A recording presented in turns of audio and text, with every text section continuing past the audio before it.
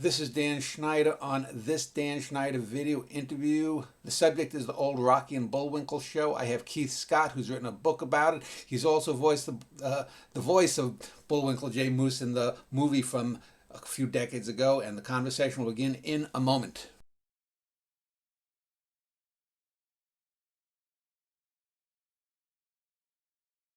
The subject is the old Rocky and Bullwinkle show from the late 1950s to the early 1960s.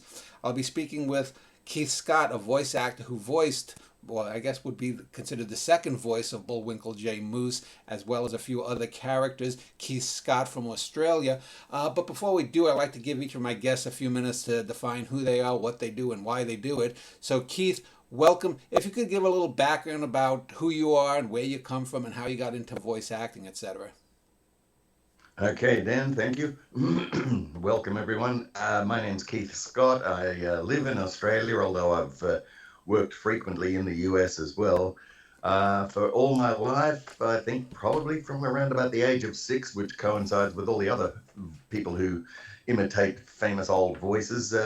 That's around about the age that you get interested in the human voice and its range, and that's what happened with me with TV cartoons when TV first came to Australia.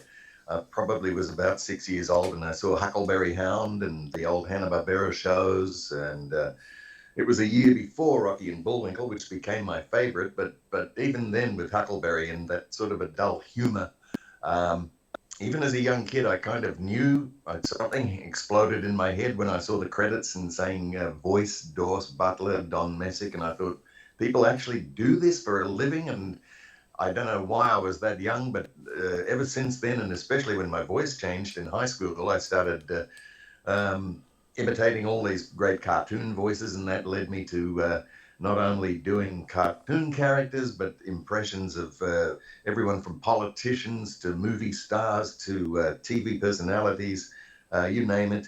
And I eventually got into doing voiceover work here in Sydney, Australia, because Bill Hanna himself opened an Australian wing of Hanna-Barbera to do outsourced animation, I think, for beginning with that another adult cartoon series from the early 70s called Wait Till Your Father Gets Home, which I think predated The Simpsons by at least 20 years. It was a riff on the All in the Family formula. Yeah, exactly. Yeah, that's right. Almost a year after All in the Family went to air, I believe. So William Hanna, of course, being one of the pioneers of American animation in the theatrical animation era with Tom and Jerry, was a great boss for me. It was only a part-time job, but I worked around the animation studio, which taught me everything I needed to know about how the mechanics of television cartoons were made. And he then, when the work was seasonal, so I was dismissed, but he gave me a reference on paper, and because of the credibility of his name, William Hanna, it got me an agent, and I began very young doing impressions and character voices, original ones for commercials, cartoons here in Australia, and at the same time, I also wanted to do stage work in clubs, like the mimics that most of your viewers would know from those days, the great era of variety television. I suppose Frank Gorshin, Rich Little, George Kirby, all these people influenced me from the old Ed Sullivan show. So again, with a different use of my voice, I had this kind of Jekyll Hyde thing of one area was the stand-up impressions in which I did for, I'd say 40 years, along with the work during the week, doing voiceovers galore in studios and so on. And all along, I had been, I don't know, maybe I was just born with the Sherlock Holmesian historian bent, but I began writing to all of these vocal heroes of mine, thinking, that's the only way that you really get the lowdown. And so I started with Doris Butler, who was the voice of Yogi Bear and Huckleberry Hound and all these people, and he couldn't have been nicer. He gave me the contacts for all of the people associated with J. Ward Productions, who did Rocky and Bullwinkle, because he was hired by them in the support segments like Fractured Fairy Tales and Aesop and Son to do a bunch of very strange character voices. So he was a terrific mentor. Then he put me on to June Foray, who was the voice of Rocky the Flying Squirrel, the top female character voice person for decades. And I got to know Paul Frees, and Bill Scott was my all-time hero. The coincidence of our last names notwithstanding, he was the not only the voice of all the lead characters like Bullwinkle and Dudley Do-Right and George of the Jungle, all the great cartoons that J. Ward Productions made. But he was the head writer, and really he conceived the way Rocky and Bullwinkle would go. He had a brilliant writing mind.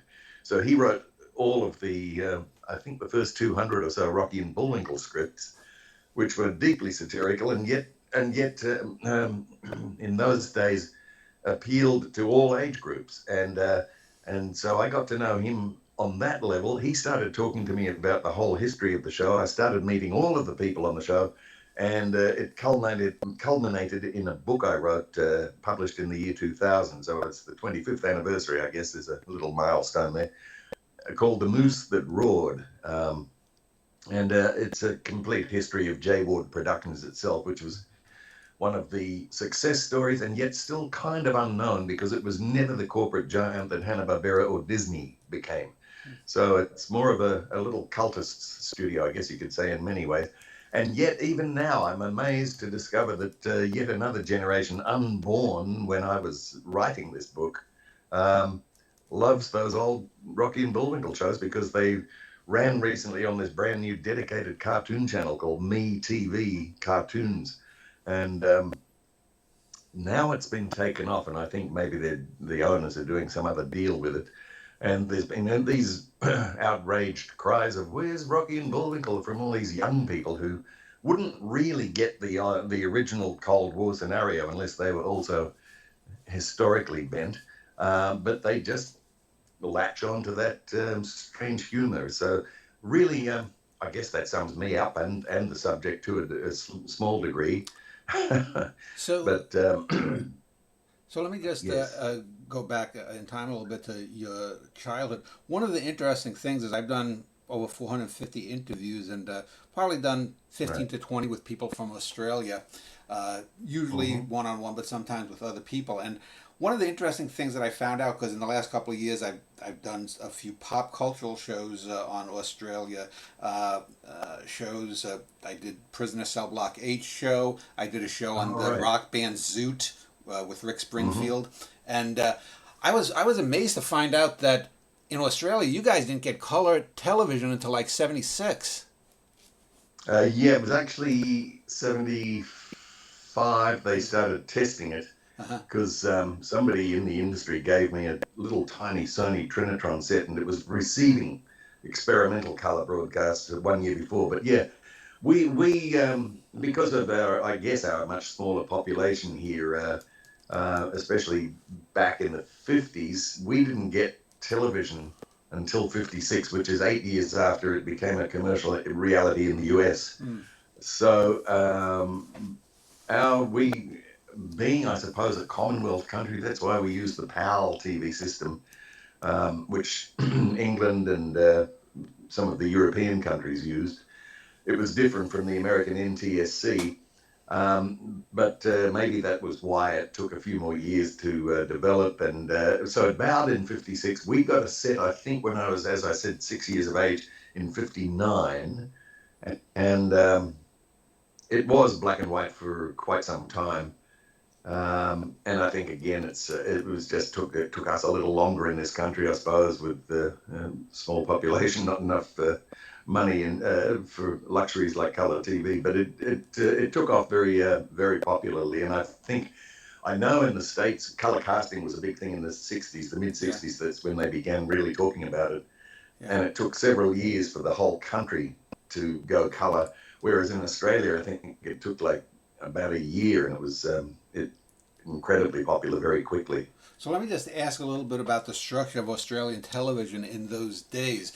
Here in America, we had three major networks. We actually had four. The Dumont network in the 50s, that folded, and then it took another 30 years before Fox came along, the Rupert Murdoch company. But we had That's right. ABC, the American Broadcasting Company, NBC, Yes. National Broadcasting Company, and CBS, Columbia Broadcasting Systems. And then we had a Right. few independent stations here and there where reruns and syndicated Hmm. programs would go. As far as I know, what was ABC, the Australian Broadcasting Company, was that the only network in Australia? And did Sydney and Melbourne and other bigger cities, did they have their own like local stations? Well, they had local stations, but no. It we were, I think we were a blend of the American and the European systems because the ABC in our country was the government-owned station, Okay. similar to the BBC in England. So it Okay. was that was the public broadcaster, like Yeah. I guess you'd say in the States Yeah. PBS. PBS. Yeah. But it was a much bigger because it had been based on the BBC in radio years before television. Hmm. So that stood for Australian Broadcasting Commission. Oh. Now the stands for corporation these days. But no, otherwise we had two networks to start with, and they were national networks.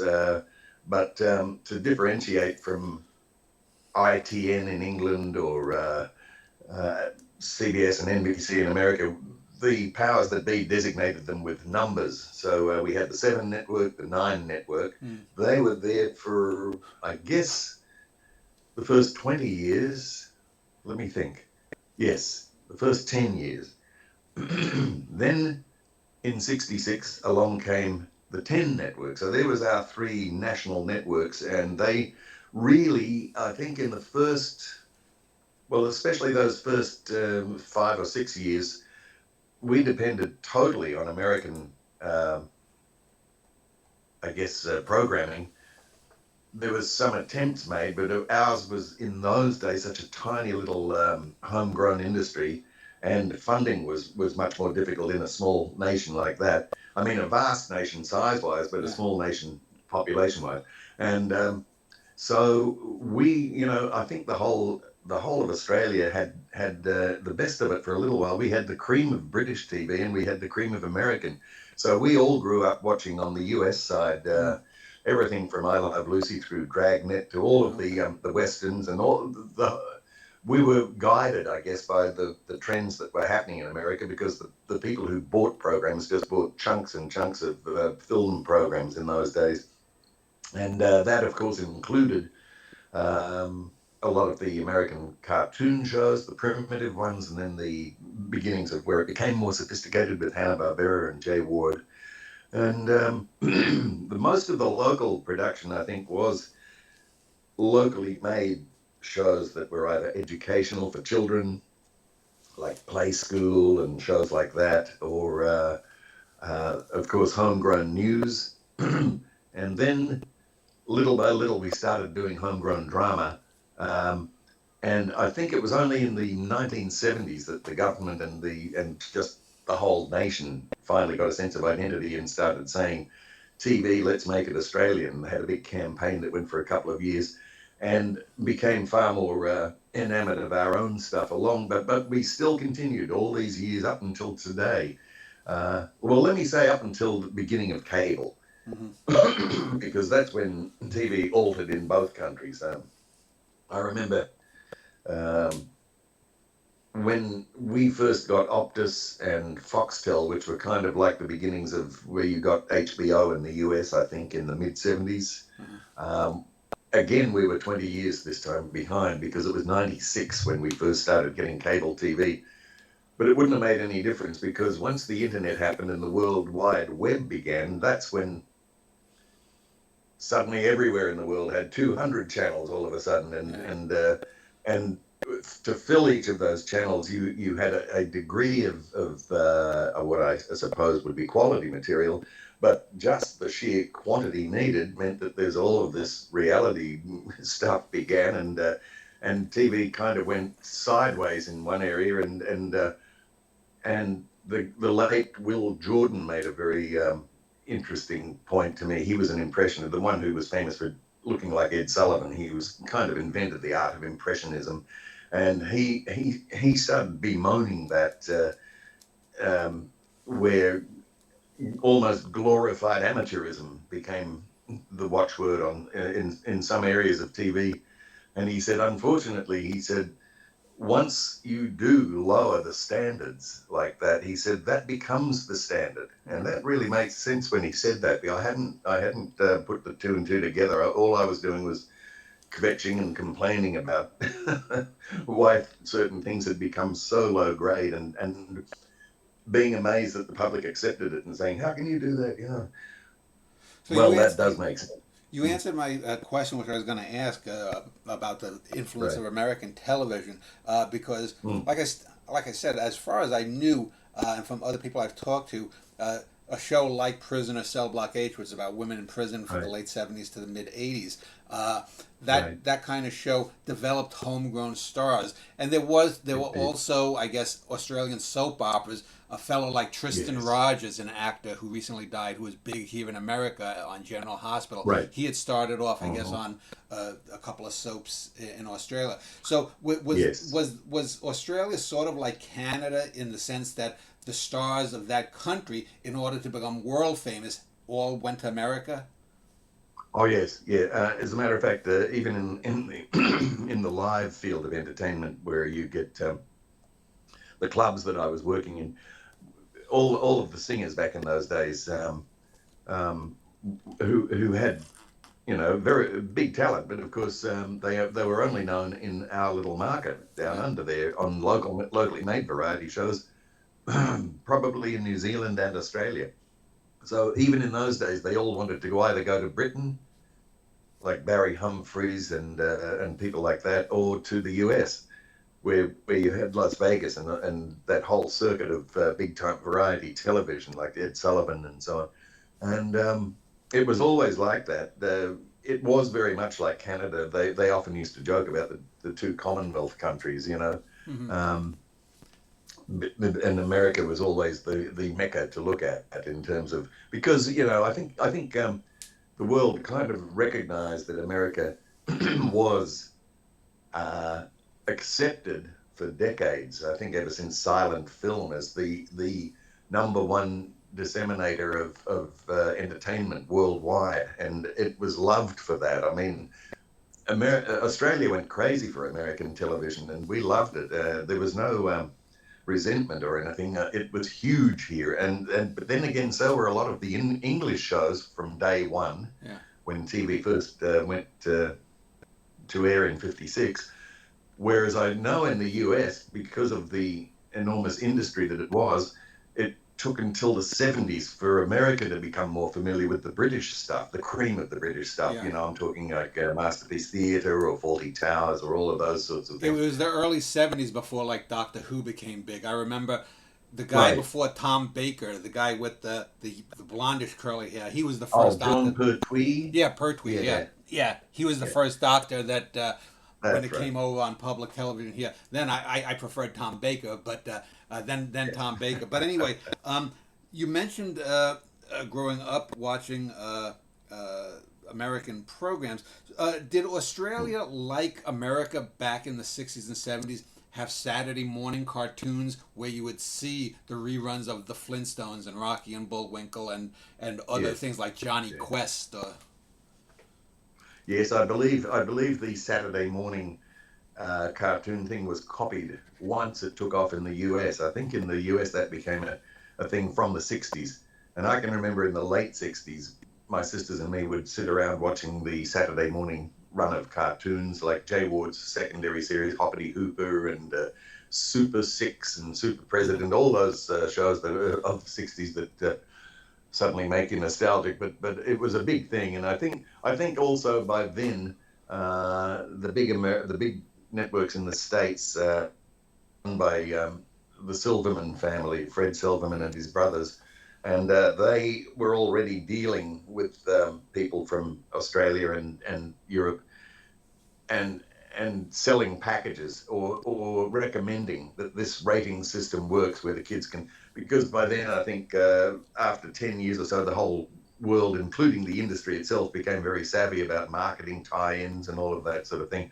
So I think the TV industry grew exponentially and quickly.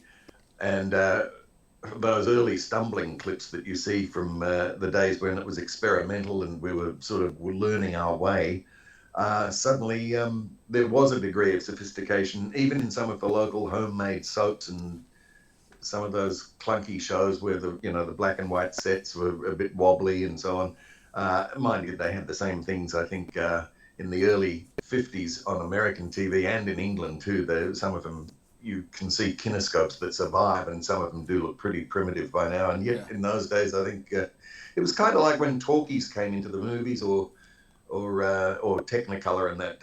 I think audiences were so forgiving because each new development was recognized as, wow, how do they do this? This is a miracle, Now, of course, we're also cynical about how technology works. So, Keith, before we talk about the background of the Rocky and Bullwinkle thing, let me just ask you some of your favorites. Because you said you were into impressionism, you were into doing voice acting and doing. So, did you do a whole plan? Did you do Goofy and the Disney characters? Could you do all the Warner Brothers and then the Hanna-Barbera and whatnot? And which was your favorite characters or shows, and why? Well, I think I can remember maybe having a bit of a comedy mind. You kind of recognize that within yourself when you're quite young. After studying all of the great people who come up with one-liners like Woody Allen or Rodney Dangerfield or people like that, and I was able to come up with stuff that made people laugh. So you recognize that in school, and I think in the cartoons that I loved back then, I recognized that my parents were laughing at jokes that I didn't get when I was 6 or 7, and I was actually, it frustrated me knowing that I had to be older to appreciate this stuff fully. Somehow I sensed that even at that very raw young age. So there was that fascination too, knowing that this is going to become a lifelong study. So I think my favorites, I can remember even before my voice changed, I was able to, because every kid would talk the next day after you see a Warner Brothers cartoon of Sylvester and Tweety or something like that. They were all imitating the voice. But when I did it, somehow I must have been more authentic, because I remember the first one I ever did was the cat from Hanna-Barbera's cartoon, Pixie and Dixie and Mr. Jinx. Yeah. It was a supporting feature on the old Huckleberry Hound show. And so that was the first Doris Butler voice I did, and it just came out of me. I somehow knew that I hate the miserable meat that Mises to pieces so somehow I just knew what to do with my throat. And when I met Doris Butler years later, he's saying, "Oh boy, you've got old Jinxie there, boy. When I go, you." So there was that recognition of some native ability within me, and that. As I say, by the time I got to puberty and my voice went deeper, I was very serious about it, almost like a junior linguist. I started studying actors' voices and local politicians and American. I was doing, I sometimes in my club show, I used to do a routine. If I had an all-American audience, I'd do this routine where I did every president's voice chronologically, morphing from one to another, doing the oath of office from JFK right up to, say, Trump now, even though I'm pretty much semi-retired now. Up to a few years ago when I was doing my show, that would always go down well because it was like an oddball thing to do. So you mentioned... go ahead. Finish. I was just going to wrap up. That all came from my first initial interest in watching mimics on Sullivan and doing these cartoon characters. So, were you more drawn to the oddball quirkiness of Jay Ward cartoons rather than the Hanna-Barbera? Because realistically, most of the Hanna-Barbera, they sort of ushered in the cheap, Yes. animation. Yeah. And for me, Jay Ward's stuff reminded me more, I don't know if you're familiar in Australia, but probably are. Do you remember the Gumby claymation? you know, Oh yes, Gumby. Yeah, yes, that was Art Cloakey, and he was sort of he was sort of the Ray Harryhausen of children's television, and so definitely. that also that didn't have the sly political humor that Jay Ward did, but Gumby Mm. went into different dimensions. He did weird kind of things that had never been seen before. So were you more attracted to the Jay Ward stuff rather than Hanna-Barbera? Yes, I was, except I think in the very earliest days. I mean, excuse me, it's early morning here. When you're 6 or 7, um, you're not that sophisticated. Let's face it. So, but I did recognize. Again, because my mother might have been in the same room as me, ironing clothes and laughing at things, especially with the Jay Ward things. But you see, for the first 12 months with Huckleberry Hound, that humor in the very earliest Hanna-Barbera ones was much more adult. It Yeah, became a sausage machine. yeah, Even Bill Hanna admitted that to me years later. He said, yes, he said, we became too big and we had to keep repeating ourselves. And a lot of their cartoons became very samey and unimaginative. And then they got into that adventure stuff, which didn't interest yeah. me. It They was, did Scooby Doo, and then they did like 15, yeah, 20 other Scooby Doo knockoffs. exactly. And I mean, I know there's a generation younger than me that defends Scooby Doo and all that, but that's when I started losing interest, you know. Mm. It's like, nah. I did like the earliest season of the Flintstones, Mm-hmm. but then it was only 1960, which is a full 18 months after I was watching all this stuff, that we got the Jay Ward cartoons, and I believe Australia was their first foreign sale Mm. of Rocky and Bullwinkle when it was the first series, when it was called Rocky and His Friends, which Yeah, I think they copied Arthur Godfrey and His Friends just as a sort of a TV in joke. yeah. But that was the one where I really heard my parents laughing at things and thinking adults are laughing at a lot of this stuff. And I didn't get in the early days of Boris and Natasha being, the communist bloc satire Yeah. and the Cold War references. That came years later. And Bill Scott was right. He said our cartoons work on 3 levels. The kids enjoy the adventures and the crazy voices and things. He said once you're into your mid-teens, you start recognizing that there's some jokes in here. And he said, and when you're an adult, you come back and you get the whole package. Because I can remember when I was probably in high school by now, but I was at a train station in Sydney one day. I think I must have been like 14, and I was taken by a little item on the front page of I think it was the Wall Street Journal, because those news agents that would get the daily delivery of international newspapers, and there was some comment in it from some guy who was like a letter and saying, "Well, come on," he said, "we've heard about uh, the great wasteland of what television is. You know that thing that Newton Minow said years Yeah. ago. I think it was the whatever his The head of the FCC role was was. He was he was the head of the Federal Communications Commission here in the U.S. FCC. That's Yeah. it. Now it's all come back to me. He said this letter said Newton Minow said TV is a great wasteland. He said I have to agree with him. The only things I watch are Cronkite and Bullwinkle, and like I'm in my teens, and this guy in America wrote that to the editor, mid '60s. Yeah. And then of course by high school age, I watching all the reruns religiously, and by then I started having a home reel-to-reel tape recorder, so I was recording the audio and learning to do all the Jay Ward voices, and recognizing that there were jokes in there that Bill Scott just couldn't resist, because he said my threshold of boredom was very low. He said I would put things in that just amused Jay and me, and there was always these cutaways from the plot of Rocky and Bullwinkle, where they would suddenly be in Washington, for instance, and it would and say, yes, the goof gas, the Bill Conrad, the narrator, said, that goof gas had affected everyone in Washington. And then it cut to a scene in Congress just for like 3 seconds, this joke, this old senator with his, pulling his suspenders out with his thumbs, says, Mr. Chairman, I propose that we set up a $300 million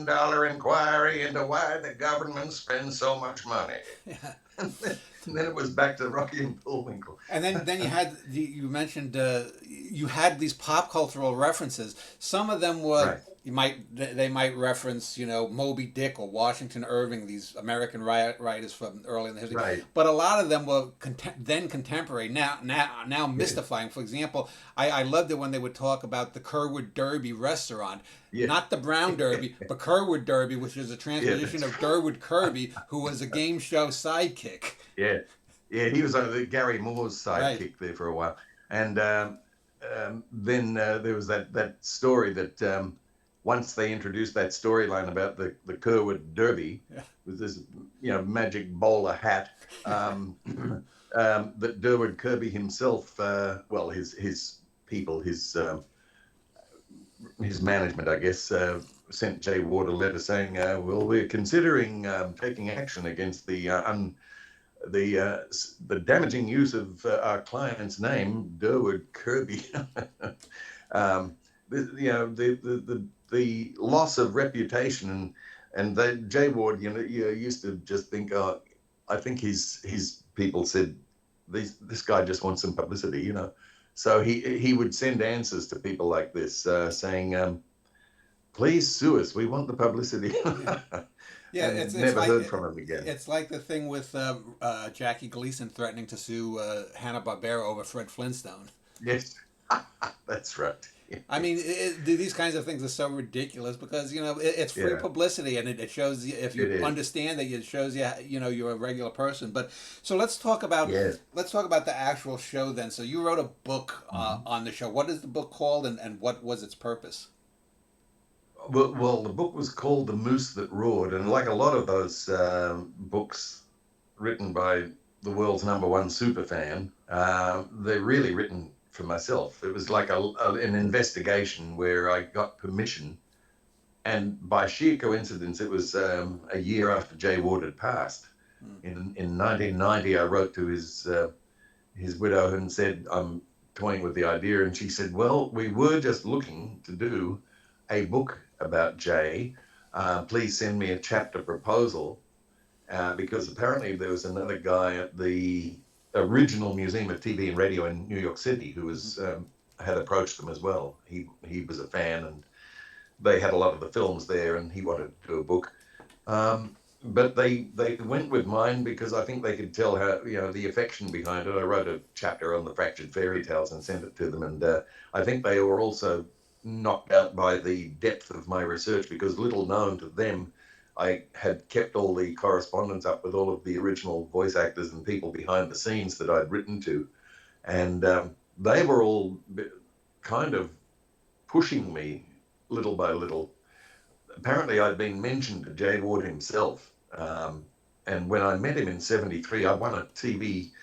We had a magazine that was the equivalent of TV Guide called TV Times, and they, had one of those win a trip to Hollywood contests, and all you had to do was answer a couple of movie trivia questions, and then have 25 words or less why I want to go to Hollywood. Well, my answer was truthful, and I wanted to meet all these famous voice artists behind the scenes of Flintstones, Bullwinkle, all this. And they found that answer so ridiculously weird that it's almost like they allowed me to be the winner of the contest just for a story in their magazine.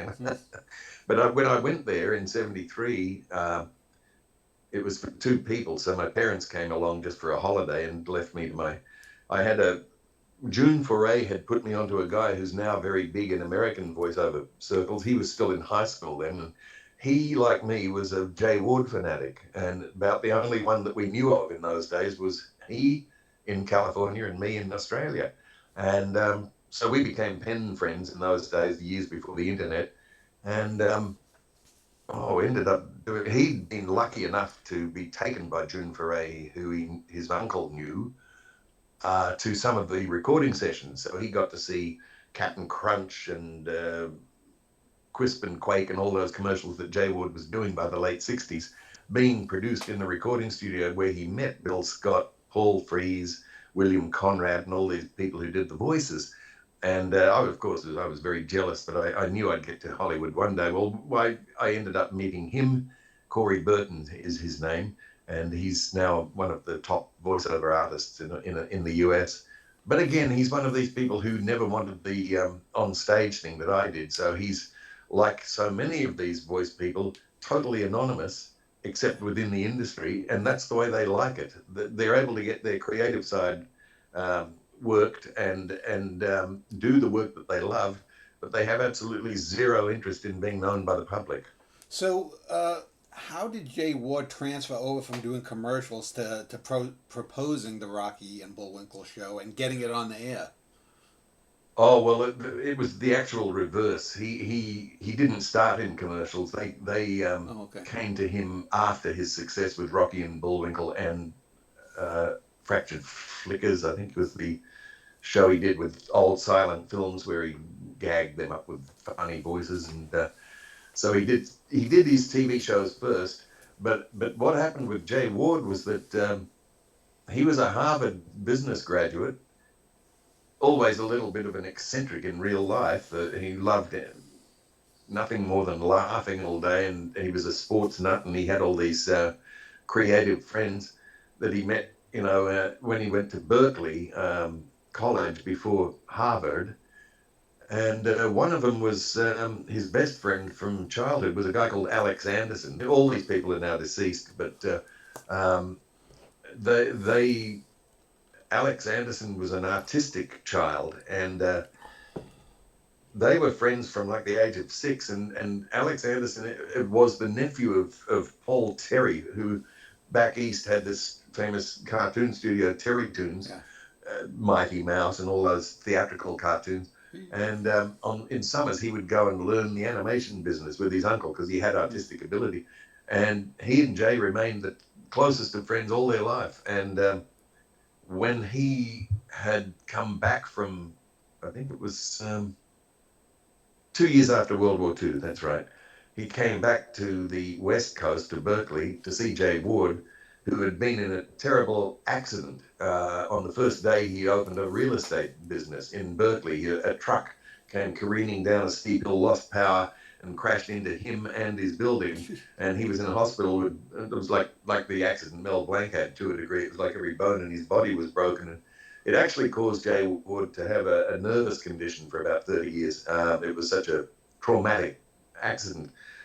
Anyway, Alex Anderson came to visit him in the hospital and said he had this idea for the emerging medium of television to do almost like storyboard drawings with minimal animation and create a show called The Comic Strips of Television. And he was just talking about his plans to Jay Ward, and Jay Ward said, well, I want to manage it. He said, I want to manage this TV show. He said, I had no idea Jay would even be interested. But he said he came flying out of the water like a trout on a hook.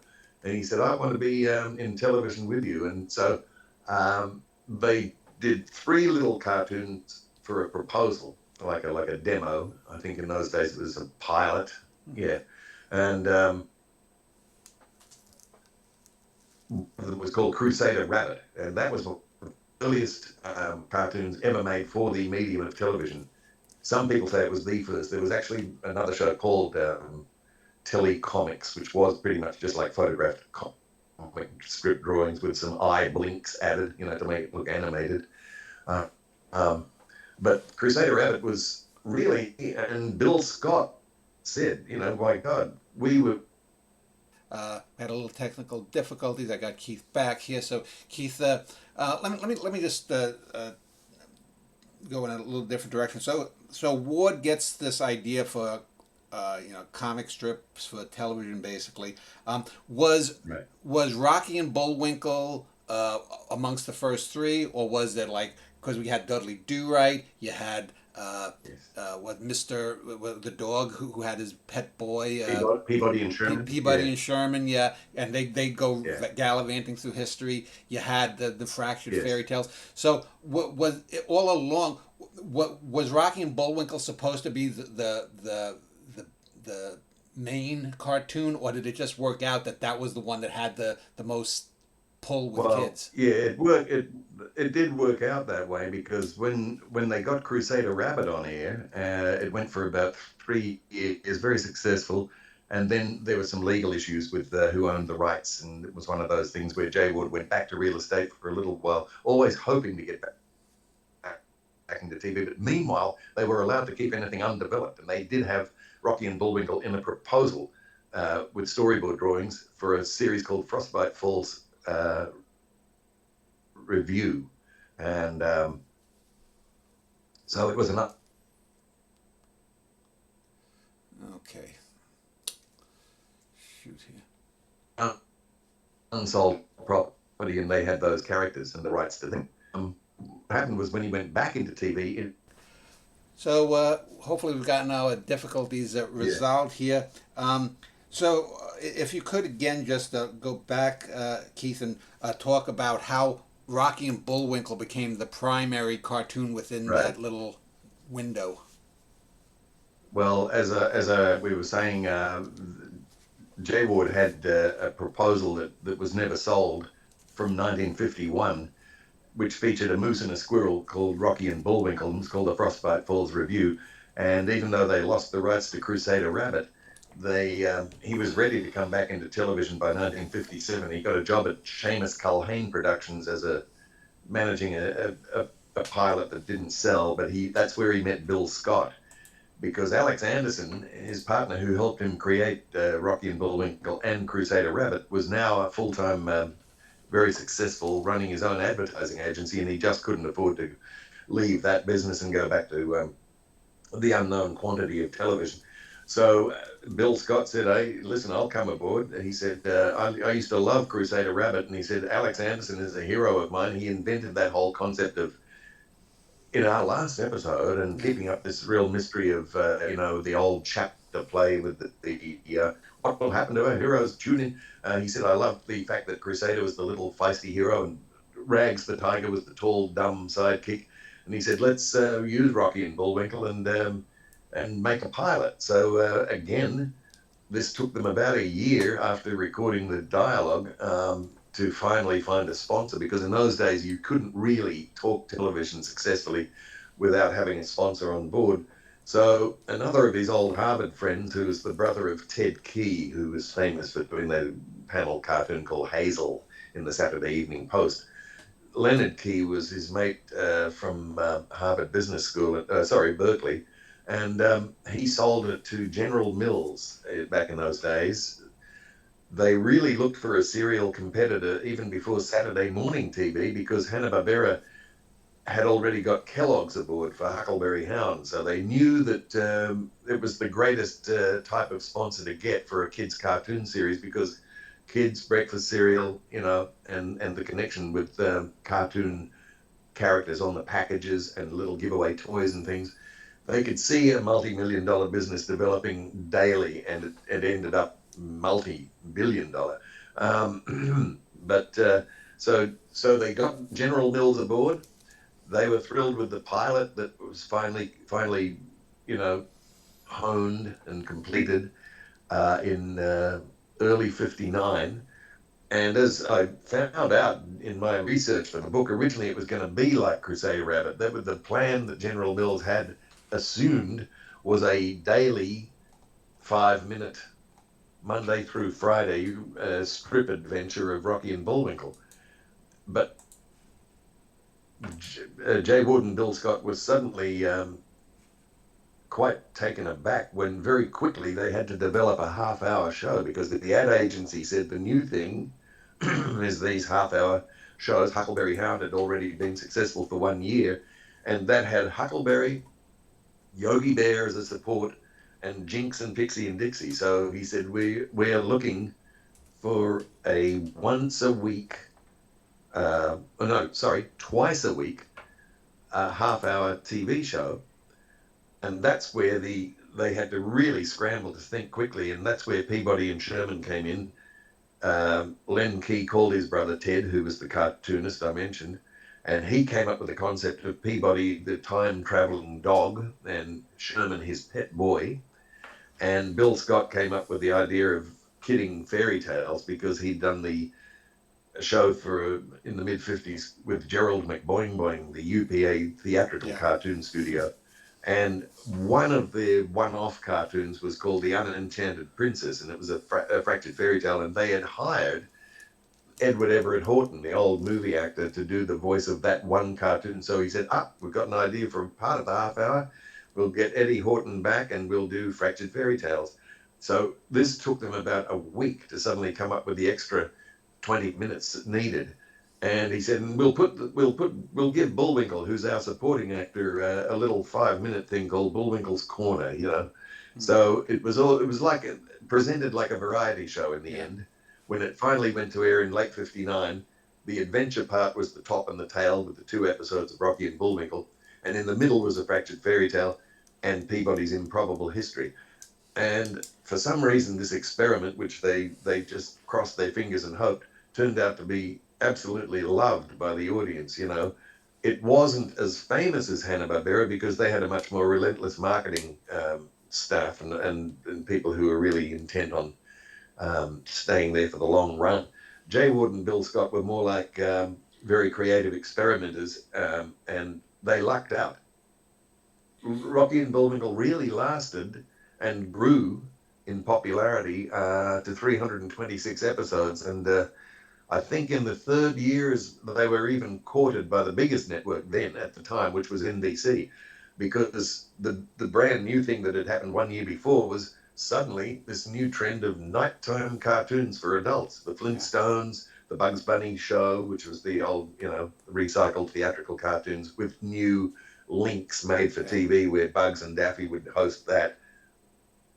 And so they came a courting Rocky and Bullwinkle, mainly because their daytime figures, when it was Rocky and his friends, had been more impressive than anyone expected.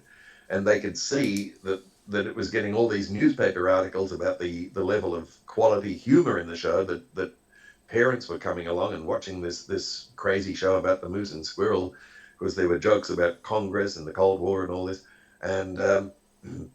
And so they thought, well, all right, let's offer them a nighttime spot. So that became where the title changed to the Bullwinkle Show, and they had a run for 2 seasons in prime time, which just knocked the socks off Jay Ward and Bill Scott. That was never their original intention, but they were, of course, you know, thrilled by it, and there the cult began. You know, that's where the cult following of Rocky and Bullwinkle started germinating, because it got a wider audience. And even then, I think people were saying, this is so far above the kids' heads. This stuff is just hilarious, you know.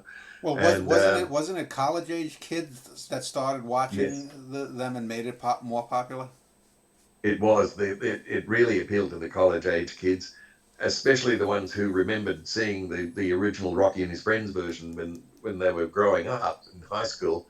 And again, as Bill Scott predicted, they came back to it and saw things in it now that they missed years before. And and the thing is, as the show went on, by the time it got to the nighttime Bullwinkle show, the pace had picked up.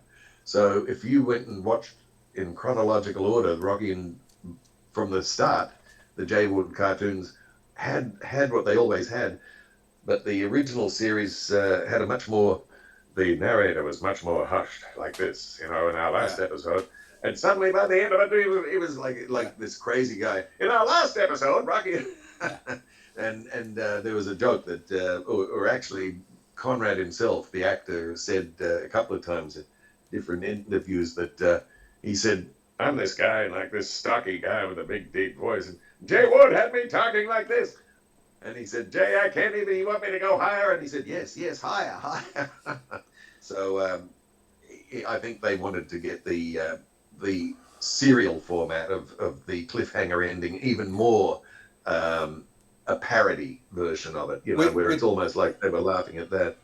Which segues nicely to, because the one segment that we haven't discussed yet was the cliffhanger of Dudley Do-Right and the girl Right. being tied to the railroad tracks like in old silent Yes. films. So was Dudley Do-Right an addition when it went to nights, or was Dudley Do-Right Yes. always there? Now, Dudley Do-Right, they had finished their contracted 91 Peabodys by the end of the daytime Rocky show, and they were looking for a new element for the sponsor at nighttime. So they came up with Dudley Do-Right, but Dudley, strangely enough, in a different voice and a different format, was one of the 3 original pilots Jay Ward made in 1948 to sell Crusader Rabbit. It was Dudley Do-Right of the Mounties without the hyphen. It was just Do-Right, like one word. Yeah. So years later, when they came back to do the actual series of Dudley Do-Right in '61, That's when Bill Scott came up with the idea of sending up Nelson Eddy, who years ago in those old movies had done one with Jeanette MacDonald called Rose Marie, where he was dressed in a Mountie costume, and it was like by a waterfall, and so he said that's where I got the voice for Dudley Do Right, like a crazy opera singer, with that goody goody thing. He was so goody goody that in I think it was the first episode, some guy said, "This is about the squarest Mountie I've ever seen." Yeah. And his superior, Inspector Fenwick, said, "How do you feel about Lawrence Welk, Dudley?" "Oh, that's real toe-tapping music, Inspector."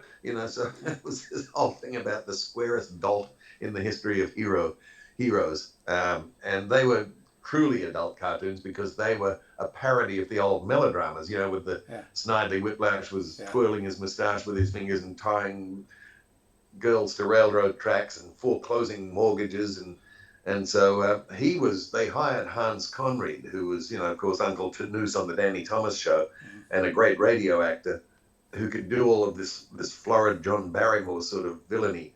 So he was Snidely Whiplash, Dudley Do Right. I'd like to tie him to the railroad track, that sort of thing. And so this whole thing became a much faster nighttime TV show with all this zany parody of the different styles. The Fractured Fairy Tales actually came back after the viewer mail was so strong. They tried the offshoot Aesop's Fables for 39 cartoons. They were popular, but the people just loved these Fractured Fairy Tales. Something about Edward Everett Horton and the feel of them, So again. So let's talk then. The show, when it goes off the air, was it because of ratings? And it seems to me that I was just looking up a few minutes ago. I could have sworn that Underdog was a Jay Ward production because they had a similar type of feel to it and irreverence. Yes. But after Underdog, it seems that the influence of Rocky and Bullwinkle just sort of went away. It's almost as if it wasn't there. It became the Johnny Quest. It became these Space Ghost, and then the Scooby-Doobification of cartoons, and with the exception of like Schoolhouse Rock, the little 3-minute segments on the ABC network, cartooning went into a dark ages until I guess Roger Rabbit, the movie, came along 25 years later. Yeah, that's very true. I think Rocky and Bullwinkle eventually dipped in the ratings a little bit, not enough to hurt them, but I think the general feeling in the industry was that once you clock up a certain volume, there were 326 episodes of Rocky and Bullwinkle, and I think they were also looking to do other things, but they just quietly retired the show because they said the way television works, especially in those days, was that each generation of kids comes along about every 5 or 6 years. So we've got a brand new audience. Now we've got these at least 300 episodes of Rocky and Bullwinkle and all their supporting things. We can just keep rerunning them with each new generation. So that's where the reruns thing works, and that's why it always kept up a cult thing over all those years. Of you mentioned the other thing was, of course, in television was trends. And the trend of the superhero stuff, Johnny Quest was actually probably the best of the bunch. It really actually had some charisma to it. Whereas then followed all of the stuff that ended up in the late 80s, early 90s with that pretty awful stuff like G.I. Joe and Transformers, where it was and people blowing each other up, and it was just again like it was just a glorified 30-minute commercials. For the toys. It was. They became for the toys that accompanied them. Yeah, that's right. Hasbro and so what? Because I mentioned the Roger Rabbit, that sort of revivified cartooning. Then a year or two later, the Tracy Ullman Show begat The Simpsons, and then that begat Rick and Morty and Family Guy and the whole Cartoon Network kind of thing. But by the same token, I watched the first 6 or 7 years of The Simpsons when it was in its prime, before it's been wheezing to whatever end it's going to eventually end up as. But I think the thing with all of the Jay Ward stuff is it was intelligent and hip without trying to be, and it didn't have the kind of Yes. nasty kind of edge that a lot of Hmm. these satires nowadays do. Yeah. You know, sometimes it's just because of the animation, sometimes it's because the characters will curse, and I'm not against cursing Right. in these No. cartoons, but you know, you wouldn't get the same kind of references to a Durward Kirby Yeah. or a reference to, you know, some minor incident that happened historically that Boris Badenov is gonna, you know, bring up Right. in to Natasha. It seemed to me Yes. that it's truly the pinnacle, if well, very near the top, if not the pinnacle, and I'm missing something of Mm. American cartooning in terms of just intelligent humor. Yeah. Well, especially for that medium of television, and nobody in those days could even see what we've got today in terms of technology happening.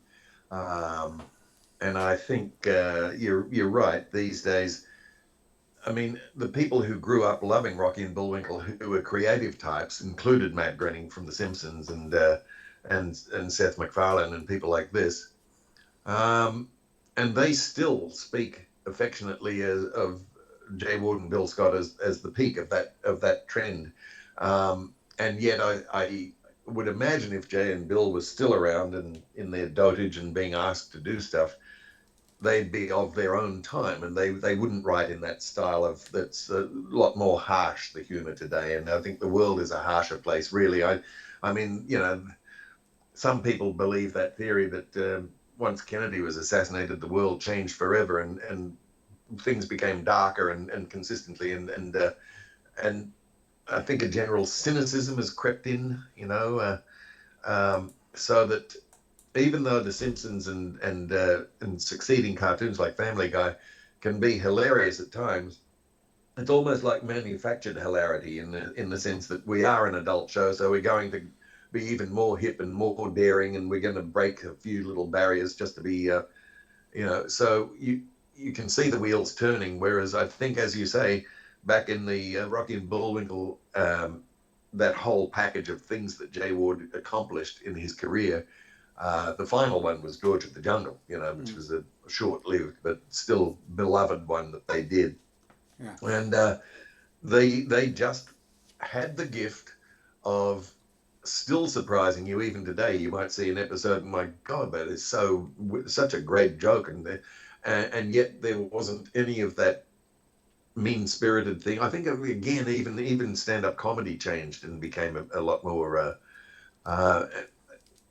Everything changed, especially around the time of the internet, and I think because the whole world suddenly, people who were not professionals in show business were given these tools, and there's a certain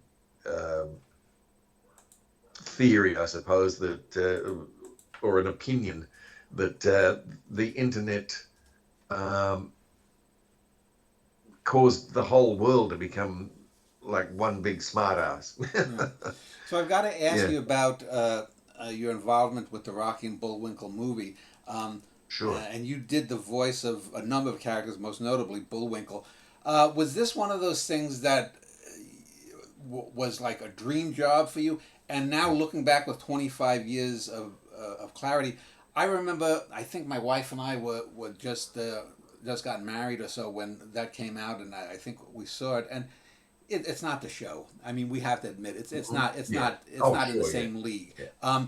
But No. was it still a great working opportunity for you? Yes. Oh, definitely. I mean, I'd already met the family, the Ward estate, I suppose you call them, but and they were very helpful and June Foray put me onto her agent, who was really interested in representing me whenever I was in the US. And so there were people pushing for me to do these voices because the demo that I had, even the Jay Ward people said, this is so much better than other demos we've heard of people trying to do the characters. You've really studied them deeply and all this. So I was thrilled to even get a few little commercials in the mid '90s doing it. Suddenly they cleared up some legal matters that they had about rights and things Mm-hmm. that had been holding back any production. And they were doing this George of the Jungle movie in 1997 with Brendan Fraser, and they got me to be the narrator of that movie. And this was the first time that I could say it was definitely that childhood dream come true feeling that, my God, it's the J Ward people, and they're asking me to come to fly from Australia to Hollywood and do this big movie that Disney is, and fortunately for them, George of the Jungle, the film, was a big success, whereas the opposite happened with Rocky and Bullwinkle.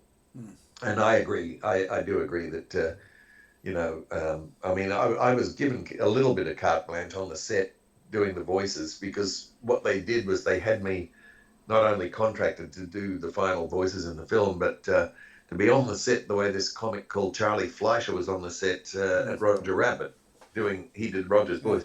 And because it was the beginning of CGI, that technology, they wanted me to be doing the voices that the live actors like John Goodman and Jonathan Winters, all these people were going to be back and forth to the animated characters, but it was going to take 10 months for that CGI animation to be ready. So rather than having a crew member read the lines for the cues, why not get the guy and pay him a little bit extra to be on set the whole time, so that they hear Bullwinkle talking to them rather than, and I was also the voice in the movie of Boris when he was animated before he became live action Jason Alexander, and so there was a lot of affection making the film and some good memories. But even then, I could see as it was being made, they were rejecting certain jokes, and I'm thinking, well, Jay Ward and Bill Scott were all about puns and jokes, and you're rejecting. Oh, there's too many jokes in this movie. This is Rocky and Bullwinkle. No, you're not dealing with people who love it. So it had its good points, and it just, as you say, it wasn't the original. It was a little disappointing to me, but some good memories. But it certainly did better than the Dudley Do-Right feature, which a different company was doing. I wasn't associated with that film, but they did get me to do a new one-time Fractured Fairy Tale as a supporting thing for the theatrical release of Dudley Do-Right. So again, I was thrilled to do that. Here I am working with June Foray, the only voice still alive from those days, in a brand new Fractured Fairy Tale, which was actually very funny. It was a thing called The Fox, the Box, and the Locks that Bill Scott had written years ago for a proposed revival of the Bullwinkle show that didn't happen. But when I mentioned that to Jay Ward's daughter, she said, "What, you've got some original scripts written by Bill?" And I said, "Yes, a Peabody, a Dudley, and a Fairy Tale." And so I gave her copies of them, and it was a Bill Scott script. And so there was a little bit of history in that, but you can't go back is what I think I'm trying to say. All good intentions. It was of its time, and as you point out, they still work remarkably well today for something that is now 60 years old. That's pretty amazing. So let's talk then about the last few years. You mentioned you were in semi-retirement. Is there a character, whether it's Jay Ward character or any other character, that if they said, Keith, you do the best blank character out there, I mean, what character would that be that you'd want to do if they did a movie of some sort? Well, if it was this time, I think I'm old enough now, in my early 70s, to say, let me have a look at the script first, and if I thought it was good, yes, I would love to do Bullwinkle or Dudley Do-Right again for anything that was going to work. I was also very lucky in Australia to be given the role for about 15 years of being Mel Blanc's replacement for all the Looney Tunes, for local promotional stuff and commercials and stage shows where people in costumes would mime to my voice. Those shows at those theme parks. The parents sit with their kids and watch them all on stage together doing a little mini cartoon. I did tons of that sort of work, and also in Australia they had a theme park with a Hanna-Barbera land as well. So I was, in my career, I was just blessed that I was able to do the Jay Ward voices for America, and in other English language countries I was doing the Warner Brothers Looney Tunes voices and the early Hanna-Barbera ones like Yogi Bear and Fred Flintstone and all that. So I've really had Smarter than a the great, average bear. yeah, it's very good. Um, And Fred was the early Fred, because I'm such an elitist, so it yeah, was the original Fred Flintstone, yeah. Wilma. Yeah. Um, So I on just the had a on the great flip time doing all this. on the flip side, is there a character Mm. that you've always wanted to do, a cartoon character, but you just could only get 95% of the way there, and you just could never quite be satisfied with it? Oh, you mean in terms of vocal Yeah. accuracy? Yes. Oh, yeah, yeah. There was some. I never was able to master the trick of how Donald Duck's guy did that voice. Oh, That yeah. little The air list. pocket that he said he Yeah. created in the side of his throat cheek. Yeah. There was a classic character, and yet even for Universal's theme park in Florida, I was lucky enough to be asked to do the Jay Ward characters and also Popeye and the old Oh. black and white Popeyes from the 1930s. So I was doing Bluto and Popeye for that, So Now, when you did um, Popeye, did you do this sort of little blue language that's mumbled? oh, bubbling under, Yeah. yes.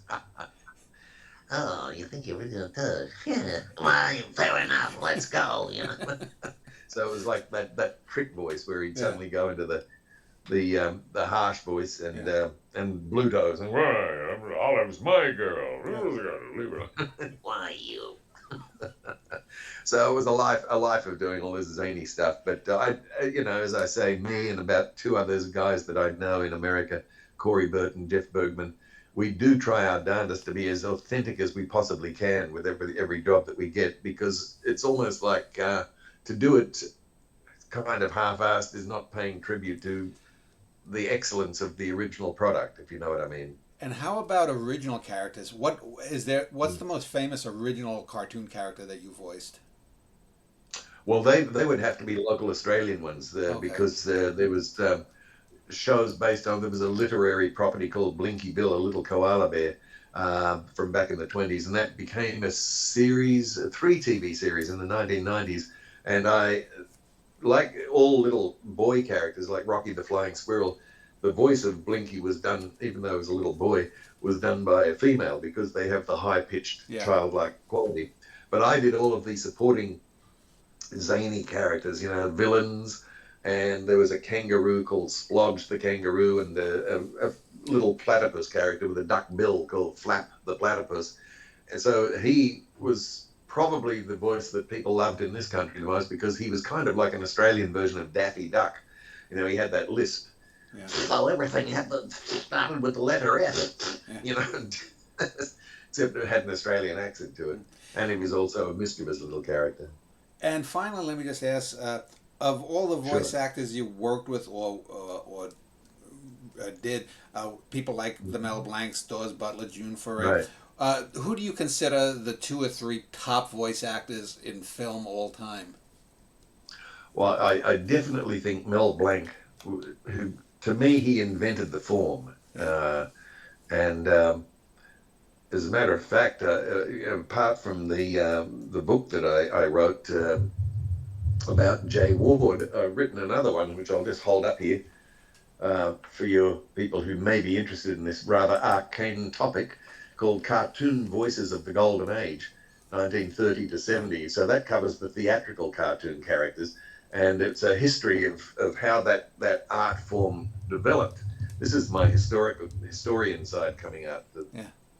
Part of me that's not the public part, but again, it goes so deeply into that. But I would say, to answer your question briefly, Mel Blanc definitely he was a musician, actually, strangely enough. He played tuba and violin, and he just was one of these comic musicians in the old days of big bands who just had this enormous gift for comedy and acting, and came up when they were creating all of these voices with just the perfect ones for, like, Daffy Duck and Porky Pig, the little stuttering voice, and things you probably can't even do these days because you'll offend someone. And then I'd say Dawes Butler, who was the equivalent to Mel Blanc when television took off. He was the king of the crop, with Yogi Bear and Huckleberry Hound and all these great characters, Snagglepuss and Quick Talk Grow. and he was also one of the most helpful people that I've ever met. He was one of these old timers who was always willing to impart advice to somebody he could see was eventually going to take over that job. Uh, and then Paul Frees, who to me did the funniest character voices on Rocky and Bullwinkle. He was all the crazy senators and Boris Badenoff and people like that. And of today's people, I would say some the two that I really admire would be Corey Burton and Jeff Bergman, who in America have done so many of these. Corey took over Paul Frees's Ludwig von Drake on the Walt Disney, and so many other things he's done that so brilliantly. And Jeff Bergman inherited the Warner Brothers characters, and just knocks me out how authentic he tries to be and to keep them with some sort of integrity. And there is, I think, at the moment, there's a team of people who are trying to recreate the look and feel of the old style and kind of make them contemporary. And for the first time in like 30 years of that attempt, they're starting to work. They're doing stuff that really would pass for what you might mistake for an old cartoon from the old days, without slavishly making it look so studied that it then becomes, something you can pick. They're getting the beats right, is how I'd put it. Well, I just thought before we end, one final question is, you mentioned Frank Gorshin, who my dad loved, and you mentioned Oh yeah. Rich Little. Who do you think was the Mhm. top impressionist outside of the cartoon voices? Who do you think was the top impressionist of, the 60s, I'd, 70s? ha- I'd have to I'd have to say in some ways both of the guys you mentioned for different reasons. See, Rich Little always said he didn't have the type of rubber face that Frank Gorshin had, so Gorshin would surprise you by turning around and being Kirk Douglas or Burt Lancaster and these people, Yeah. and it was like you were doing a double take, because it was like, my God, in just a little brush stroke of some acting thing that he's doing, he's captured their whole personality and their voice. Rich Little was great at. I think maybe his voice started failing him later in life, but in the early days he was vocally sometimes startling, in his accuracy. And I do think the other guy I mentioned, Will Jordan, who's gone now, is he was about a half a generation older than those guys, and he really invented the form on the Ed Sullivan Show of the modern form of jumping from one voice quickly to another and doing zany material. And also, he had that ability that Frank Gorshin had of a rubber face, and he studied acting at the American Academy in New York. He was classmates with Don Rickles and people like that. So he had the acting background to make his impressions stunning. When he turned around and looked like Clark Gable, you thought, wait a minute, this is bizarre. And there was another guy there, a middle-aged Jewish-looking guy, and suddenly here's Clark Gable, this Midwestern. And suddenly he was out of that, and he was doing Groucho and doing the walk and everything. And so those three, Will Jordan, Frank Gorshin, and Rich Little, I'd say, were the masters of the art form. Well, I want to thank you for spending over an hour talking. keithscott.com.au is your website. I'll link below this Yes. video for people who want to check out your voices or you or anything else about Oh, you. So good. Thank you it so was a much. pleasure talking to you about Rocky and Bullwinkle, one of my all-time favorite shows. And so thank you very much. That's my pleasure, Dan. It was terrific to you, and I'm starting to really enjoy, for totally different reasons, looking at your YouTube page and some of the interviews you've done, and they're just fascinating to me. And I'm enjoying the one about reading skills declining. So I'm halfway I through those I ones. actually have two of them, so Yeah, and I've I'll seen probably the, do a the couple more. videos. But well, thank you very much, Yes, and you have a good morning in Australia. yes, and you too. You have a Okay, good evening. Thanks a lot, Dan. bye Bye bye. bye.